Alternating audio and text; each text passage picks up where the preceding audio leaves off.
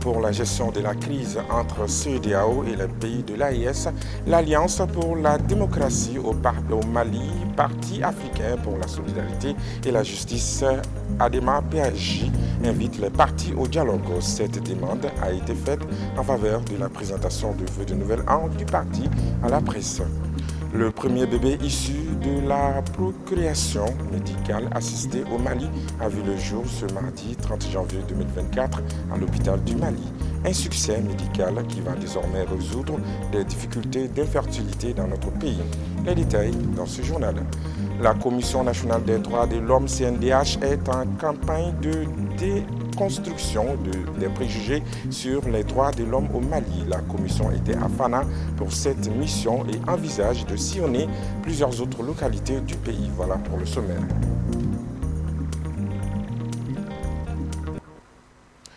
Bienvenue à tous aux informations. L'Alliance pour la démocratie au Mali, Parti africain pour la solidarité et la justice, ADEMA PAJ, à travers son président par intérim, Abdel Karim Konaté, a organisé ce mardi au siège du parti sa traditionnelle présentation de vœux de nouvel an à la presse et aux Maliens.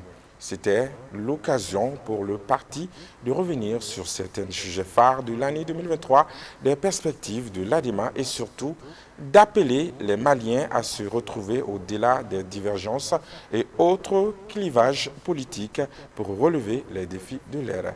Compte rendu, Bakari MCDB. Dans son discours de présentation des vœux de nouvel an, le président par intérim de l'ADEMA PAJ a d'abord souhaité une bonne et heureuse année 2024 à la presse avant de revenir sur certains événements majeurs qui ont marqué l'année 2023 dans notre pays. Nous entamons cette nouvelle année 2024 dans un contexte marqué par la reprise de Kidal, la fin de la présence de toutes les forces étrangères sur notre territoire et l'affirmation progressive de notre souveraineté sur l'ensemble du territoire national. L'organisation reçue du référendum constitutionnel, la bonne exécution du processus de retrait de la MINUSMA, l'adoption de la nouvelle loi électorale, l'opérationnalisation des nouvelles régions administratives sont entre autres des actions à saluer et à encourager. La fin de l'accord pour la paix issu du processus d'Alger, le retrait du Mali, du Burkina Faso et du Niger de la Communauté économique des États de l'Afrique de l'Ouest CEDEAO ont été des sujets évoqués par Abdel Karim Konaté lors de cette présentation de vœux. Nous invitons les organisations sous-régionales et internationales et les autorités des pays de l'Alliance des États du Sahel à renouer le dialogue sur la base des seuls intérêts des populations de la sous-région. Tout en confirmant la participation de son parti à la prochaine élection présidentielle, le président par intérim de l'ADEMA PAJ a invité les hommes des médias à plus de professionnalisme pour accompagner le pays et son armée en ces moments difficiles de l'histoire de notre pays. Je n'ai pas besoin de vous rappeler le rôle important de la presse en période de crise. C'est pourquoi je vous appelle, vous les professionnels de l'information et de la communication, à soutenir le pays et son armée dans la reconquête de l'ensemble du territoire national, avec responsabilité bien sûr et sans renier vos principes éthiques et déontologiques. Au cours de cette présentation de vœux, le parti a condamné l'enlèvement d'Adama Doumbouya, membre du parti et 4e adjoint au maire de la commune 6, et demandé sa libération. Un vibrant hommage a été rendu au feu Marimancha Diarra, ancien président du parti, décédé courant 2023.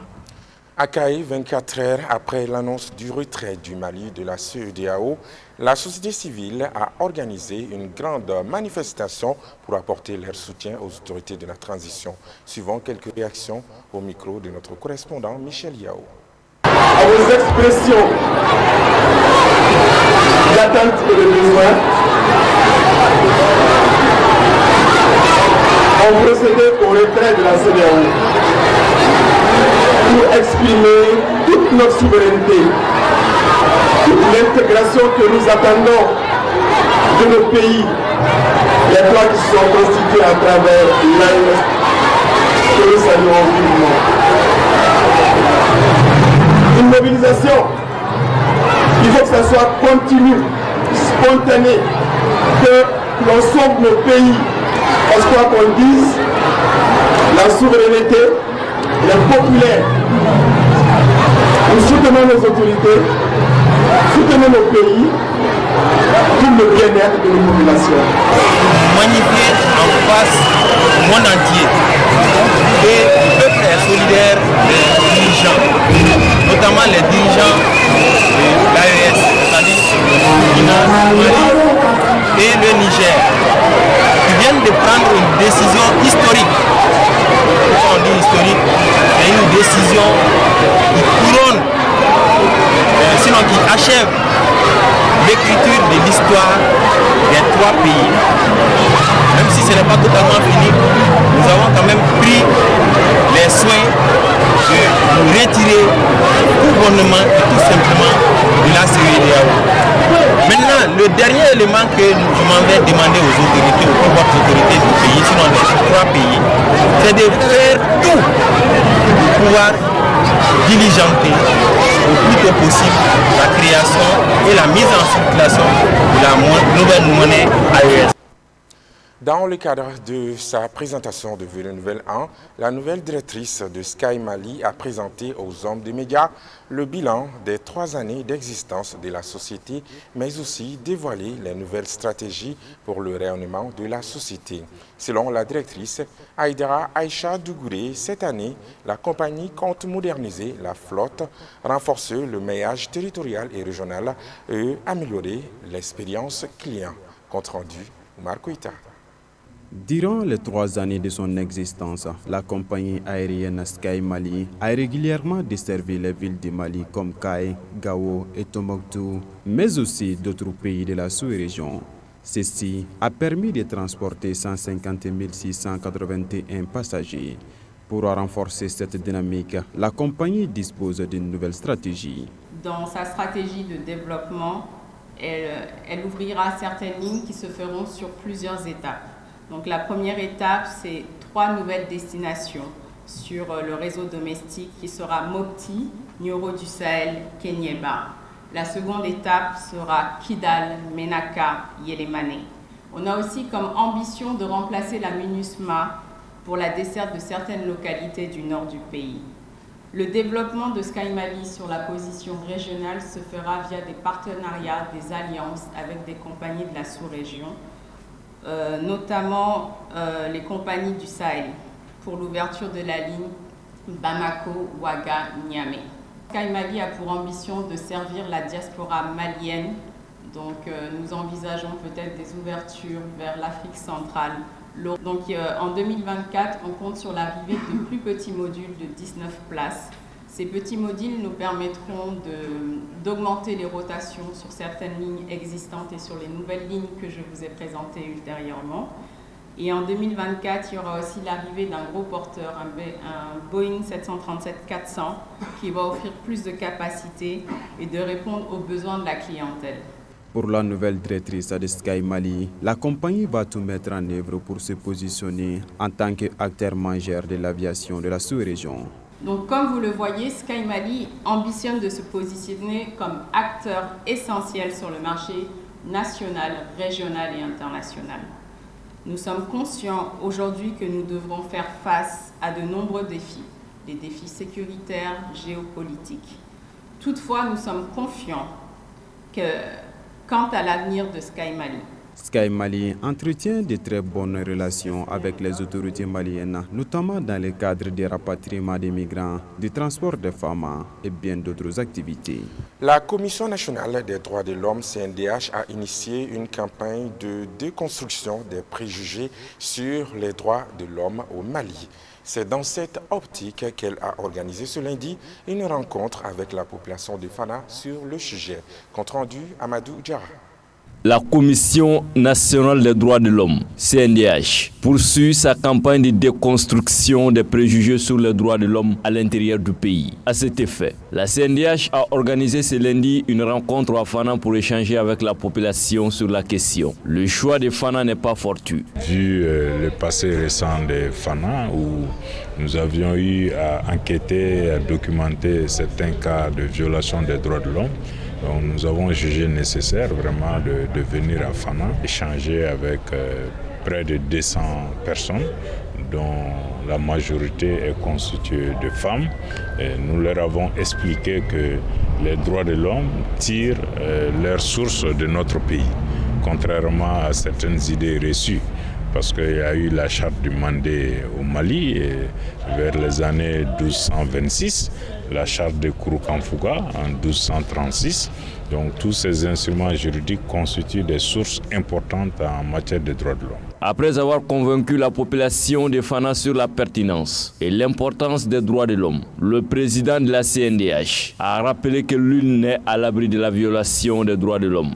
Parce que nous avons assisté à des situations où de hautes personnalités du jour au lendemain se sont retrouvées dans des situations de violation des droits de l'homme. Donc tout cela nous fonde à dire et à expliquer que les droits de l'homme doivent être la préoccupation de tout le monde. Après Fana, la Commission nationale des droits de l'homme entend poursuivre sa campagne de déconstruction des préjugés sur les droits de l'homme dans d'autres localités du pays. La Haute Autorité de la Communication HAC, en partenariat avec la Fondation internationale pour les systèmes électoraux, a remis ce dimanche 28 janvier 2024 les prix aux lauréats du concours des journalistes professionnels pour leurs articles de presse sur l'inclusion sociale et la promotion du genre dans les programmes des médias au Mali.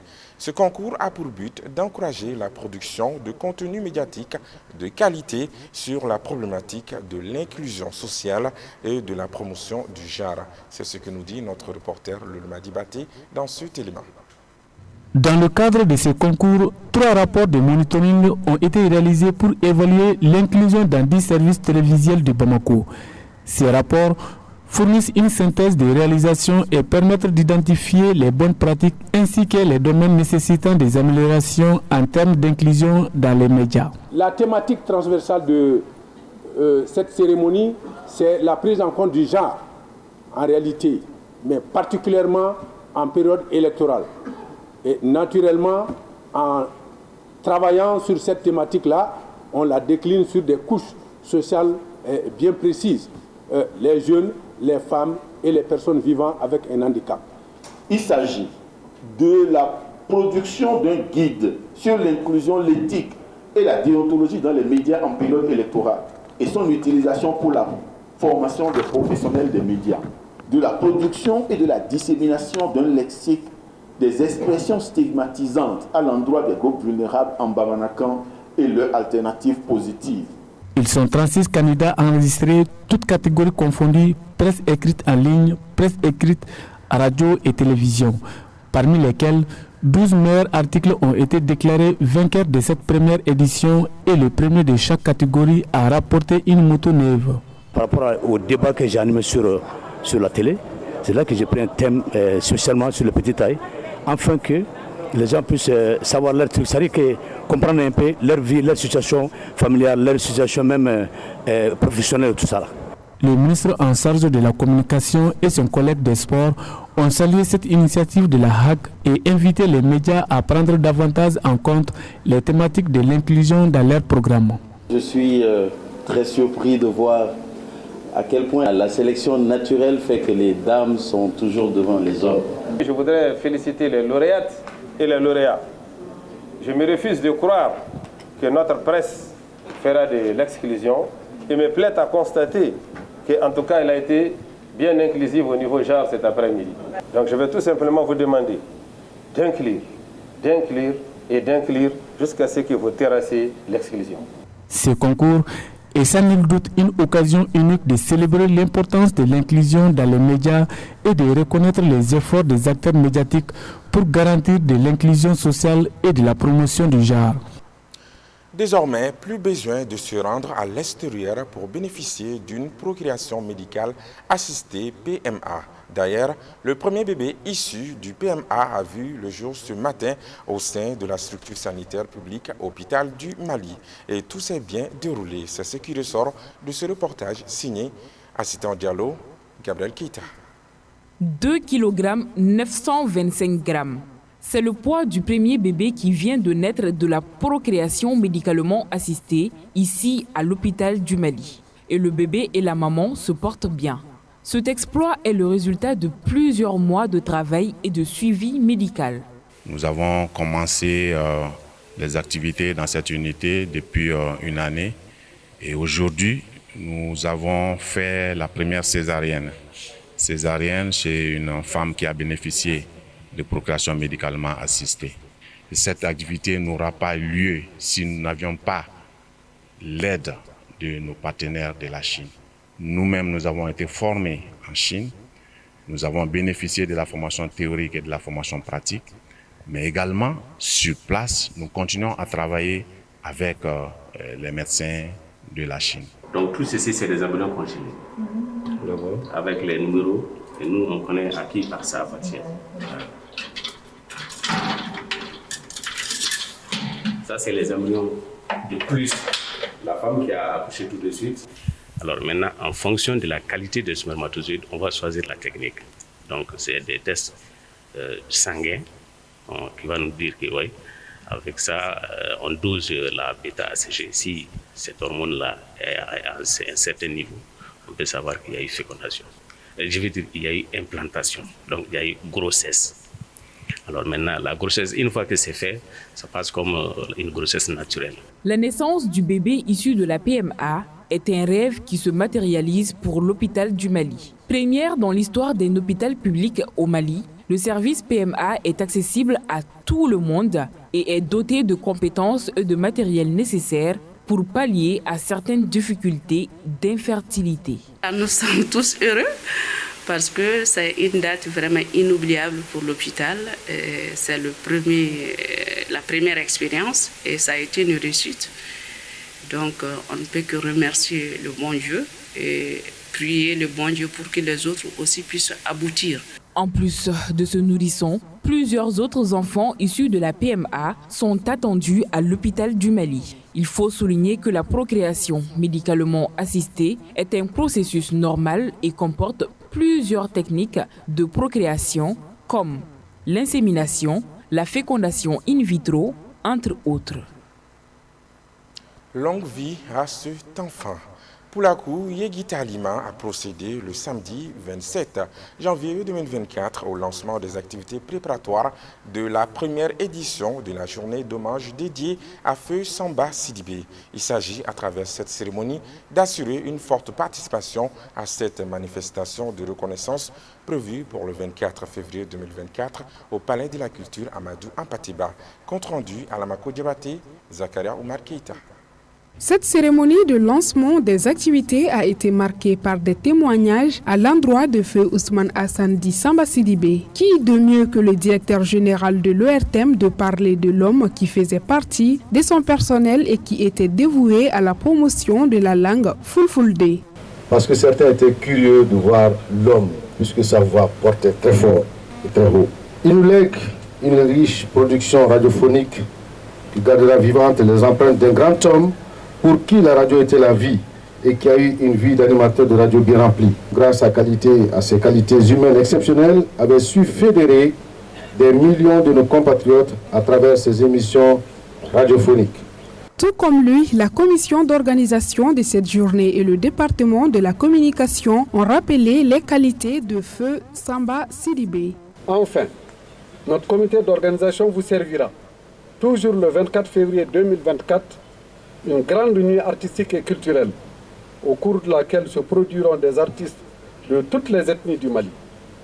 L'objectif affiché de cette soirée est de recueillir des fonds que nous allons remettre à la famille de Feu Samba Sidibé. Aujourd'hui, nous célébrons sa vie, son œuvre, son dévouement en organisant la journée d'hommage de Poulakou à Samba Sidibé.